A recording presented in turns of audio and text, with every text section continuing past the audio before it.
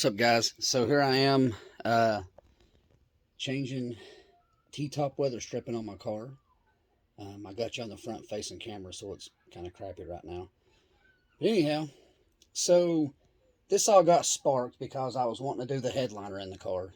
And I started doing the headliner, and I thought, well, in order to do the headliner on a T-top car, you got to take the weather stripping out or pop it loose, because the T-top, or not the T-top, but the headliner folds up and down underneath where the weather stripping goes. So I was like, crap. Well, the weather stripping on this car is really bad, so it needs to be replaced. And it has been for probably I've owned the car since the late 90s, so it's been needed to be replaced since I owned the car. So I decided to go ahead and take it out. Well, then I got to looking, it's like, well, I need to go ahead and start, doing some of the trim work on it. So I'm going to show you what I got here, and I'm going to turn you around. All right, so this is the divider that goes between the T-top glass on the roof of the car. So I was kind of wondering how this thing went in years ago, and so come to find out, it's got screws that go in. It's got like, see, a screw here, here, oops, here, here, and there. So that's where the screws go in, and they go in from underneath. And it looks like it had a piece of the felt, the felt weather stripping that goes on the C channels that go right there. So it looks like it uses the same material on here. I hope that LMR sent enough material. I don't know if they did or not. Here's the paint I'm using. So this is the SVO gray 84 to 86 Mustang exterior. So this is the same paint, the trim paint they used on the GTs, the Capris, and the SVOs. The stuff on the car now I done with Duplicolor a long time ago, and it's holding up pretty good. I mean, it's not terrible, but it's going to have to be stripped eventually. I mean, of course, it's dirty right now, so don't judge by how it looks now, because it is dirty. It will wash up nice. But anyhow, so there's where it goes. Zoom you out a little bit. There we go. And here's the screws. So it just takes basically a little flathead Phillips, little pan head. Yeah, and it's got 1, 2, 3, 4, 5 of them. So you look up inside the T-top, or inside the car, you see these round holes right here. That's where they go. There's one right here. It had this little access hole right here. There's one right there. But yeah, that's where they go. So anyhow, I'm going to get this cleaned up, get this piece over here painted, and I'll touch base here in a minute. Here's the first coat. Gray's looking pretty good. I like that color.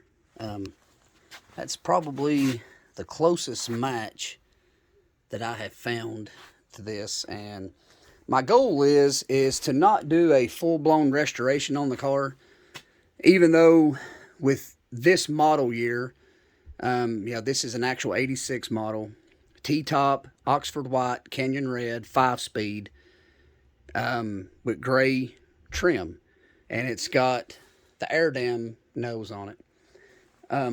I have a Marty report that my wife got me for my birthday one year, about 5 or 6 years ago, and they only made 176 of this paint and trim coat package, what they call it.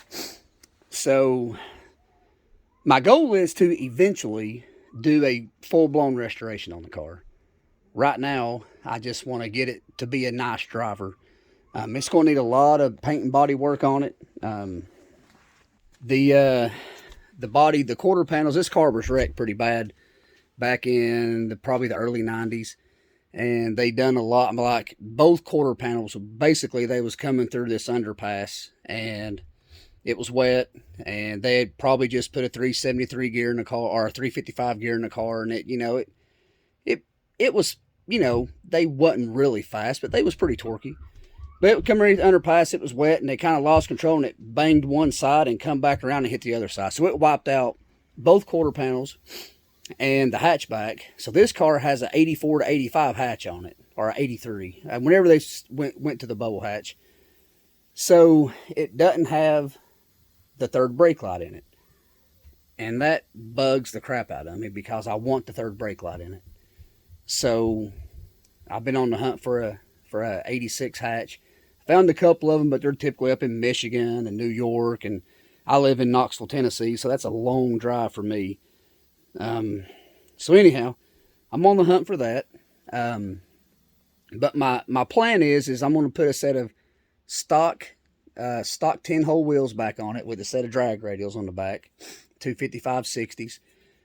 I'm going to put probably a 225 or a 235 tire on the front. And my brother has the actual Cougar head center caps that come factory on these cars. And a lot of people didn't realize that they come factory with the Cougar head center caps. They thought they had the Ford center caps like a Mustang. Well, they don't. The horn button and the center caps have the Cougar head on them.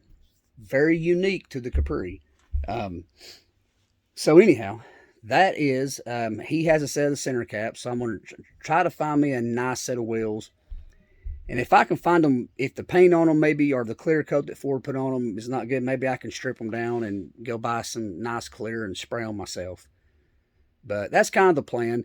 The interior of the car, other than repainting the inside quarter panel pieces back there, they need to be repainted, and the back seat needs to be recovered, but it's in pretty good shape overall.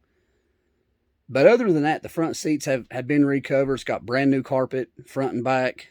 It's got a nice dash pad in it.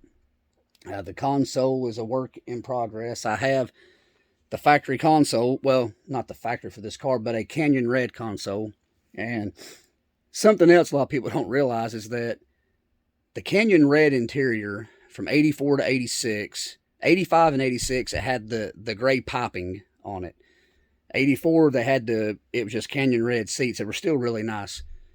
But people don't understand is that the medium, I think it's medium red that they used prior to 84, and then the scarlet red that they use 87 and up, is completely different from the Canyon Red. The Canyon Red has more of a maple. Well, when you look at some of the actual carpet piles, they call it a maple brown color is what a lot of them refer to it as. So it's a very unique color. It's not red. It's more of a red, brown, maroon. I mean, it's kind of it's a very interesting color. It's a really nice color too. I like it. So my plan is with the car, be a nice driver. When you open the door up, the interior is clean. It's factory. There's not I took all the gauges out of it, so everything's factory other than the little Holley handheld gauge I have in it. The exterior of the car, I want it to be nice and clean, with the factory wheels. And I will have like a drag pack, I guess you could say, set up for it. But then the engine, it's got a little 306 twisted wedge heads. It's been cut. It's got about 10.28 to 1 compression. It's got an Edelbrock RPM intake on it. It's got an Anderson Ford B3 cam. It's got Mac long tube headers, 2.5-inch H-pipe with the Mac mufflers that I've had for over 20 years, and I love the Mac mufflers. In my opinion, are the best muffler that they made for a Fox body. And it's got 2.5-inch to 3-inch tailpipes on it. So the car runs pretty good for what it is. I don't plan on doing a whole lot of track stuff with it.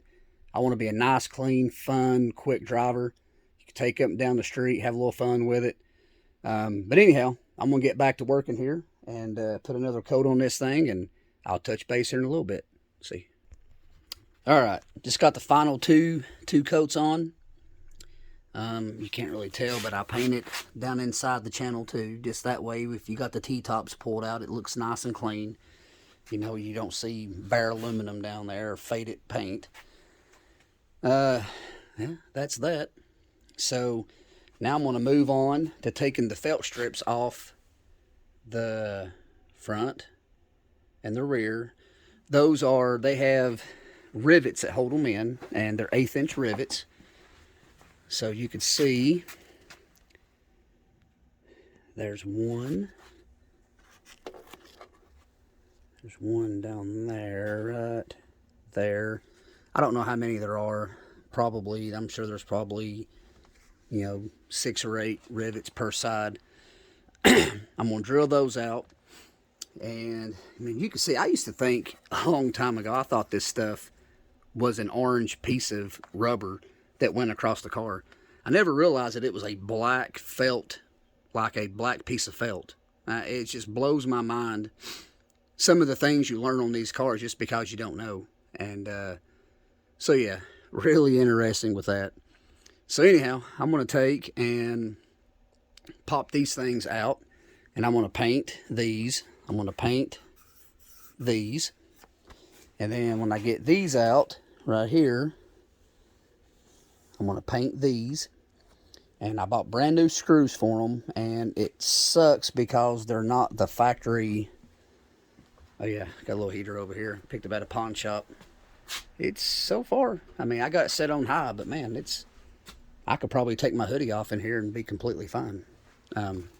I want a heater. I want it a little bit warm down here, so the weather stripping is a little bit pliable. It's not all cold and stiff. But so these C channels right here, this is what the weather stripping snaps into. Well, these have that felt weather strip on them that I was talking about that goes right here.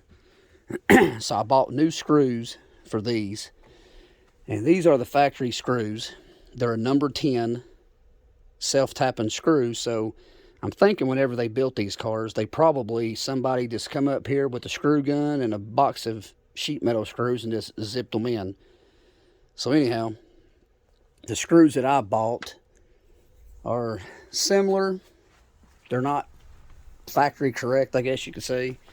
And that kind of bugs me, even though, yeah, sorry about the mess. That's just unboxed all my stuff. Even though nobody will ever see these screws but me. So this is a screw I ended up finding at a hardware store. And it's still got the pan head, still the self-tapper, right length. It's just a little bit different. So Ford most likely probably used different. They probably bought millions of screws for these cars, or thousands at least. So probably millions. They made a crap ton of Capri. Well, they didn't make that many Capri T-tops, but they made a lot of Mustang T-top cars. And they all use this same setup. So Ford probably bought these screws by the thousands. I mean, hundreds of thousands. So who knows if they used the same exact screw on every car they built. I don't know. This is what I could find. So, like I said, it's bugging the crap out of me, but I'm going to do it anyway. It's not a show car. Never will be a show car. So, anyhow. All right. I'm going to get to work. All right, I'm back. So I got the rivets right here drilled out. I got to go back and drill them out more. So here's the rear piece. See that? You don't want to mess this thing up, because these things I'd imagine are about daggum near impossible to find. There's the front. I got the front piece pulled up. Over here it's kind of got some of that butyl stuff holding it down. So what I'm going to do is I'm going to take and clean up the holes. I'm going to take this stuff, the old felt strip, peel it off, clean these pieces up, repaint those. When they dry, I'm going to put the felt strip back on them. In the meantime, I'm going to clean all this up. And I was watching the LMR video, and they put butyl rope underneath this. Now, I don't know if that's necessary, but if anybody out there has done this before, let me know. Because if it's not necessary, then I'm not going to do it. And it looks like this is sealed up right here. So I don't think that's really necessary to put the butyl rope underneath that, to be honest. It may be. Anyhow, if you have an idea, let me know. All right, I'm going to get to cleaning. I know you guys don't want to see that. That's pretty boring stuff, but see how dirty it is. I'm going to take my compressed air, my old shop vac, and some degreaser, some of these Harbor Freight terry cloths, and I'm going to get doing it. Speaking of Harbor Freight, so these tools right here, these little, come here. So these little pry bars right here, plastic or nylon, I don't know what they are, do great on stuff you're trying to scrape and clean up, but you don't want to scratch up. And these things work really good, and they're like literally $6 or $7 for a huge pack, and they come with different sizes. So that's what I've been using. So anyhow, that's it. I will touch base here in a little bit. Well, so that part on the A-pillar up there, something has happened. If you look real close, it looks like somebody at some point took a screwdriver to the C-channel and bent this thing all to crap. I mean, it is bad. So, I don't even know what the heck they were doing. I mean, even that piece right there is bent. The unfortunate thing is, right there where all those little ripples are, that's where the weather stripping snaps in. So as you can, I cleaned it up some, but you can see, to compensate for that, the weather stripping probably wouldn't stay in the channel, so they probably put a crap ton of glue in here.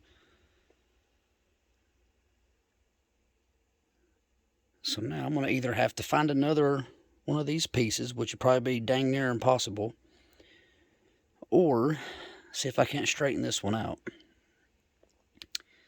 Anyhow, I'll let you know what I come up with. Well, I'm back. So this whole ordeal has turned into a daggum, man, I'm telling you, it's turned into a mess. I mean, it's a lot of work, but it's just crap that needs to be done. So here I am doing it. I'm going to flip you around here and show you what all I got going on. So as you can see, I took all this out. This is the B pillar C channel. Cleaned this up. Got the weather stripping out. The weather stripping on this car is in really bad shape to begin with. So that right there, looks like this thing's been wrecked before or something right there. I don't know. I haven't looked at the other side to see if it matches. But so I took all this out.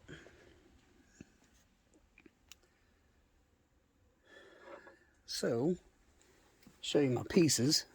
Overlook the mess. So I got to clean this piece up. This is the A-pillar on the right side. So I got to clean this piece up. For those that didn't know, Ford, these pieces are actually anodized black from factory. I didn't know that until I got to looking, and which I think is kind of neat, because I'm assuming Ford did that to keep them from, you know, being all corrosive and stuff. So here's the B pillar for the driver's side. I'm going to have to sand this down and paint it. It looks like it was painted trim color. So I cleaned it up pretty good. It's probably good enough to go back in. Here's the other A pillar. Right here. It's already cleaned up. Here's the other B pillar on the other side. I got to sand it down. It's got some clear silicone on it, on this lip right here, where somebody years ago had trouble with this thing leaking, and so they just glued the crap out of everything. Here's this side. It's crazy how much gap, you know, is in here from all the stuff missing around the window. And these windows were adjusted pretty good, but man, that's just nuts. So I got to go back in here and put in the I think it's called butyl rope. And I ended up getting the wrong stuff. What I had seen online was people using 1/4-inch butyl underneath the molding, and I thought they was talking about 1/4-inch butyl rope. So I got the rope, which is pretty fat. I could probably squish it down and make it work, but I think I need the 1/4-inch butyl tape, which is thin. You know, it's probably 16ths, 3/32 thick, and 1/4-inch wide. I think I really need that, so I may take that back and see if I can find some of the other. Here's the moldings. This is the front part. These are already painted. I got the trim paint from Late Model Restoration, and I don't like it. I'm to be honest with you. It's got me. I have half a can and it's already sputtering and carrying on. So I just sprayed this. This is the driver's side A-pillar trim. So it's kind of hard to tell. I got a bunch of crap on my shelves and in the floor. Me and my cousin had bought a car and flipped it, and we had a bunch of parts left over. So they're kind of piled up in the floor along with my wash buckets and some old tool bags that I had that I need to go through and throw away. So here's the other A-pillar piece. I got it in primer. I'm using the Rust-Oleum high build sandable primer on this. I hope it works out pretty good because I'd hate to have to strip these things later on. So we shall see. And this is the only grease and wax remover I could find at the local store here. So seems to be working all right, but we'll see. That looks kind of goofy setting like that, huh? Getting some snow outside. Got the door cracked so I don't die from paint fumes. Got my little pawn shop heater, works pretty good. So anyhow, get my finger out of the way. So that's it for now. I'm still in the process of, like I said, man, this is, whenever you go doing something like this, unless your trim and everything is already mint and the paint's good on it, I'm the type, if I start doing something, I don't want to half-ass do it. So I want to, like, if the trim looks bad, I want to go ahead and make it look good. Because once you put the weather stripping on, it's hard to get this stuff off. And once I get the weather stripping on it, I don't want to take it off. I want to leave it on. Now, when I go to paint the car, eventually, some of this stuff I'll probably take back out. Luckily, it's got rivets that hold it in and clips that hold it in and screws. So it won't be too bad taking back out for final paint. But for now, I want to get it back together. And it's looking like probably another, golly, at least a week worth of work here before I get this thing back together. And that's counting my normal job that I work. So, you know, if I was one of these lazy bums that was drawing unemployment, then, you know, I could sit down here in my garage and work on it all day, but I'm not. So anyhow, that's it for now. I will touch base later on. See ya.